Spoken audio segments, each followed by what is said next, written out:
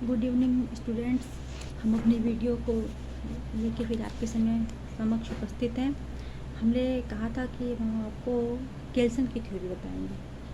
केल्सन Vienna school संबंधित थे और केल्सन की केल्सन का जो समय था वो 1881 से 1973 तक था और कांट का समय 1724 से 1804 तक था।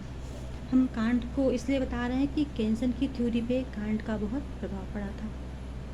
केल्सन का वित्त का सिद्धांत कांट की विचारधारा पर आधारित होते हुए भी अनेक बातों में उनके विचारों से भिन्न था। केल्सन कांट के इस विचार से सहमत थे कि निश्चयात्मक विधि स्वयं में पूर्ण नहीं है, परंतु वे इतना कहकर चुप नहीं रहे। अपितु विज्ञान की शक्ति को स्वीकारते हुए उन्होंने कहा कि विश्व की सभी वस्तुओं का ज्ञान विज्ञान द्वारा अर्जित किया जा सकता है। केल्सन का कथन कांट की तुलना में कहीं अधिक ऊंचा है। केल्सन का मत था कि समस्त ज्ञान विज्ञान द्वारा ग्राह्य हैं, जबकि कांट के अनुसार अधिकांश विज्ञान निरपेक्ष सत्य हैं और मानवीय विज्ञान के परे हैं। तो केल्सन मानते थे कि मानव ज्ञान के द्वारा चीज़ों को जान सकता है, लेकिन कांट मानते थे कि नहीं, निरपेक्ष मानवीय विज्ञान के परे है।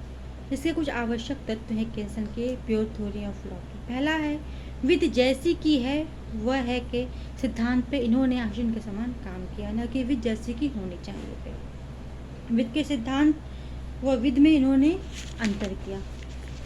विधि का सिद्धांत ऐसा होना चाहिए जो सभी समय तथा स्थानों में समान रूप से लागू किया जा सके।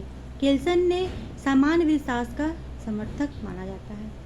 इनकी जो प्योर थ्योरी ऑफ लॉ है उसका मतलब ये है, ये नहीं कि सब कुछ शुद्ध, इनका मतलब प्योर थ्योरी लॉ से आशय ये नहीं है कि केल्सन ने अपने विधिशास्त्र को नीतिशास्त्र, राजनीतिशास्त्र, समाजशास्त्र से व्यर्थ तथा महत्वहीन माना। उनका कहना तो केवल इतना था कि विधि के सिद्धांत को इन विषयों के प्रभाव से मुक्त रखा जाना चाहिए।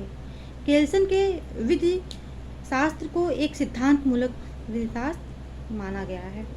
केल्सन की दूसरी बातें थी ग्रैंड नॉर्म को लेके, जिसको कहते हैं कि प्रारूपिक नियम।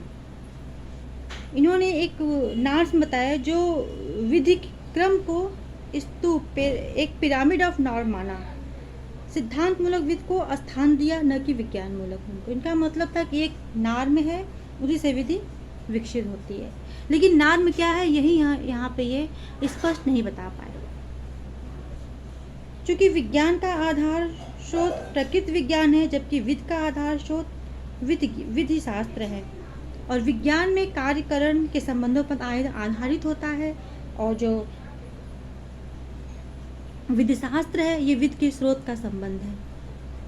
इसे परिस्थितियों के अनुसार क्या होना चाहिए पे स्थापित होता है, या क्या है पे स्थापित। जैसे कि कोई व्यक्ति अगर चोरी करता है तो हम ये मान के चलते हैं कि उसने चोरी किया है तो उसको दंड मिलेगा ही मिलेगा।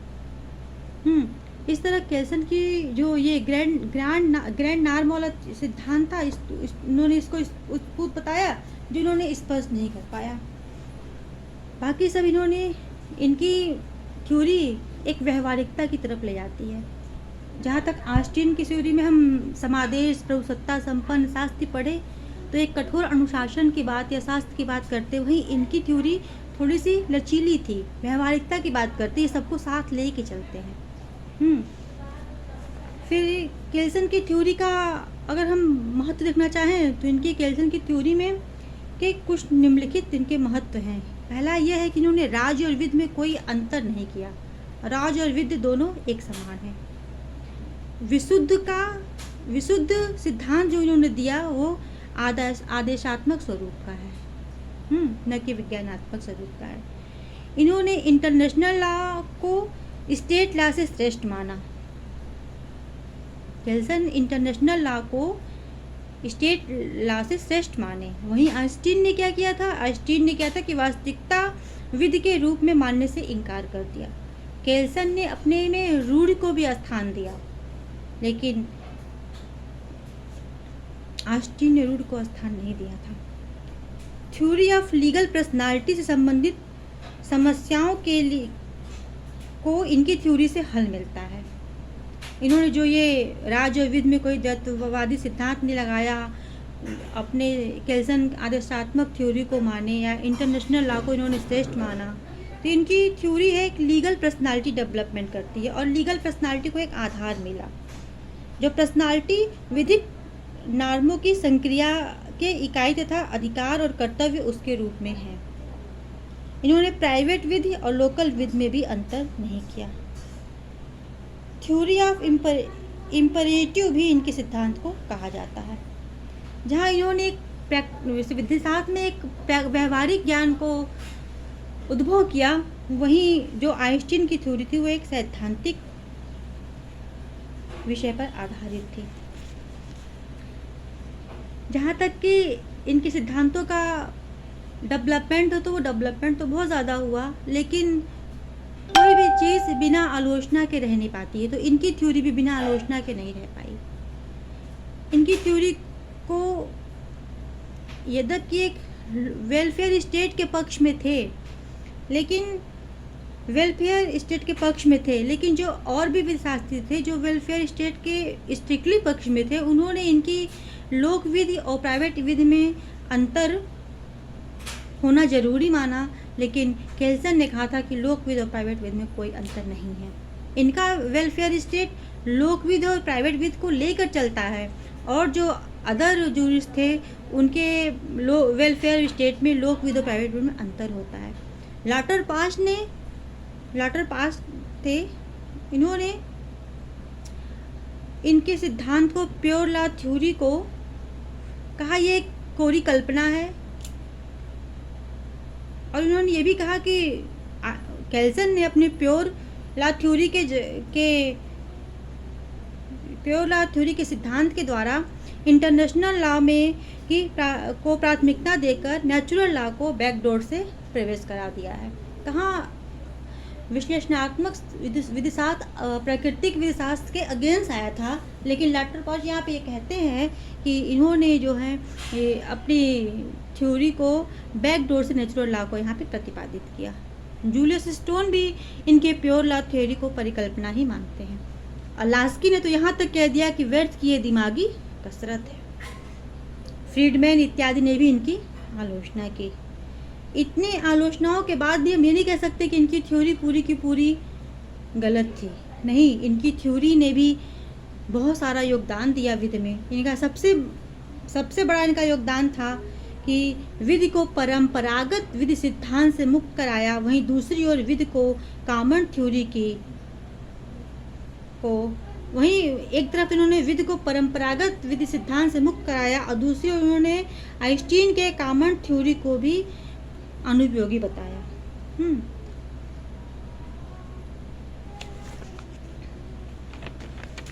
इनके सिद्धांत ने एक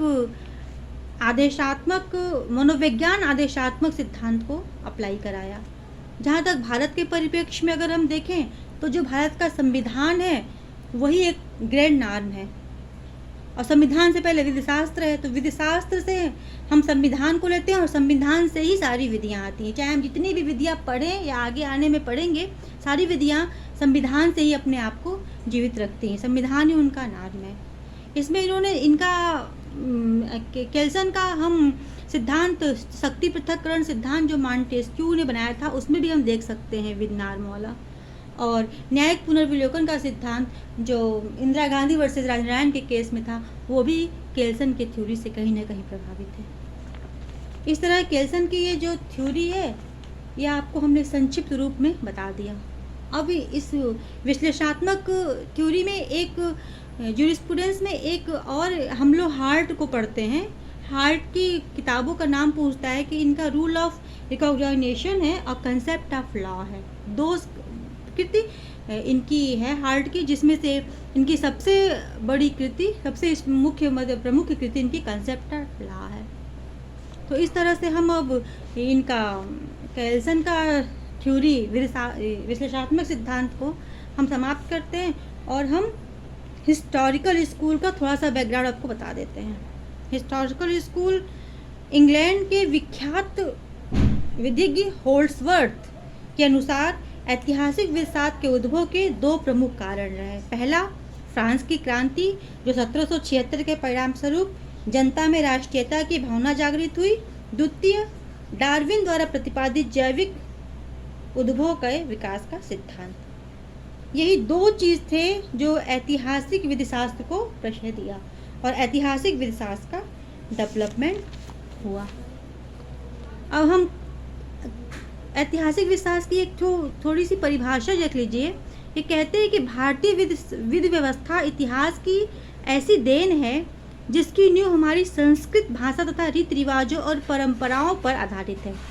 इससे सामाजिक न्याय के प्रति निष्ठा को बल मिला है, जिसकी झलक भारतीय इतिहास तथा संस्कृत में स्पष्ट रूप से दिखाई देती है। अतः ऐतिहासिक विचारधारा भारतीय विधि व्यवस्था में हमारी परंपराओं, संस्कृति, भाषा, रीति रिवाजों में स्थापित है। अब हम कल आपको बताएंगे सैवनी की थ्योरी, वॉकलिस्ट थ्योरी, इनकी बताएंगे हम, जो इम्पोर्टेंट है, और इसके साथ ही इसकी आलोचना सहित आपको बताएंगे और इनका योगदान, और सर हेनरी मैन की थ्योरी आपको हम बताएंगे ऐतिहासिक स्कूल में, हिस्टोरिकल स्कूल में। तो इसी के साथ हम अपनी लेक्चर को समाप्त करते हैं। मे भी आप लोगों को मेरा लेक्चर अच्छा लगा होगा तो प्लीज़ आप लोग इसको शेयर, कमेंट और सब्सक्राइब ज़रूर कीजिए, और आप लोग मुझे प्रोत्साहित कीजिए ज़्यादा से ज़्यादा लाइक करके, कि मेरा मनोबल बढ़े और हम आप लोगों को जो भी मुझे ज्ञान आज तक मैंने अर्जन किया है आप लोगों को दे सके। इसी के साथ आप सभी सुनने वालों को मेरे वीडियो के लिए धन्यवाद। कल फिर मिलते हैं ऐतिहासिक थ्योरी के द्वारा।